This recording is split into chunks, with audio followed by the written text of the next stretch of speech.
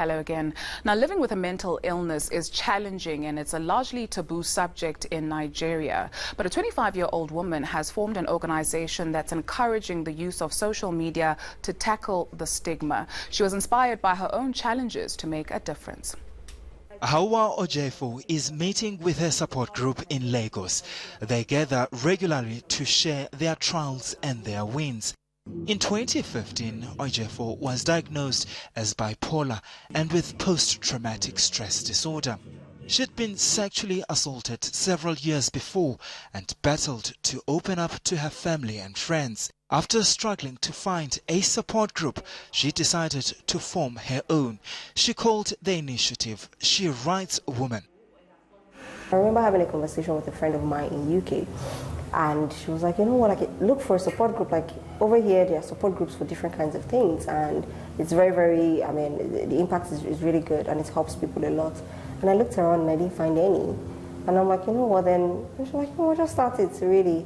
And that was just what I did. I didn't overthink it or anything. I'm like, you know what, it's fine. And in the first edition, we're just 2 people, you know, but that was very important. And the fact that one person showed up and I didn't even know the person, you know, it was very interesting to me. The positive impact of her support group led to initiatives like a helpline, blog posts and social media platforms in support of mental health awareness. But Ojefo and other mental health advocates have a tough job. Oinkansola Alabi is a licensed therapist who works mainly with professionals in Lagos. When people say mental health, what an average Nigerian would hear, except you are exposed, whether through reading or through traveling, is that someone has run mad.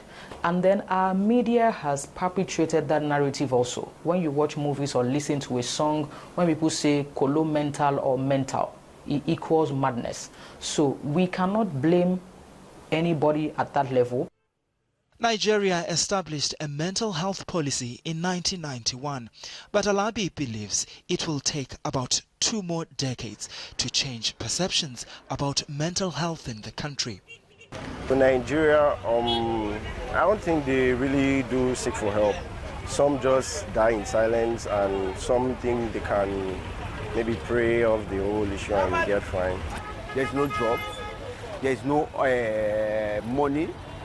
If there's a job, people can manage. But because there's no job, a lot of people losing their job every day, and there's no hope. Nigeria's Ministry of Health estimates up to 30% of the population suffers from some form of mental illness. It says the national suicide rate is on the rise. Ojefo is hoping to make even more of a difference by opening a walk-in clinic called Safe Space, where people can receive treatment and information. A look now at major talking points on social media across the continent this week. Khadija Ben Hamu is the first black woman to win the Miss Algeria beauty pageant. Instead of celebrating, she's had to defend herself against racist abuse. Some people on social media have made slurs about Ben Hamu's skin, nose and lips. She's defiant, however, and says she won't be deterred by critics. So, Zambian authorities have ordered a local manufacturer to stop making an energy drink that allegedly causes prolonged erections. The Uganda National Drug Authority revealed that it had tested a bottle of Natural Power SX. Customers had complained of constant sweating and an erection that lasts nearly 6 hours. And Nigerian President Muhammadu Buhari has admitted to setbacks in the fight against Boko Haram. Buhari is vying for a 2nd term as president.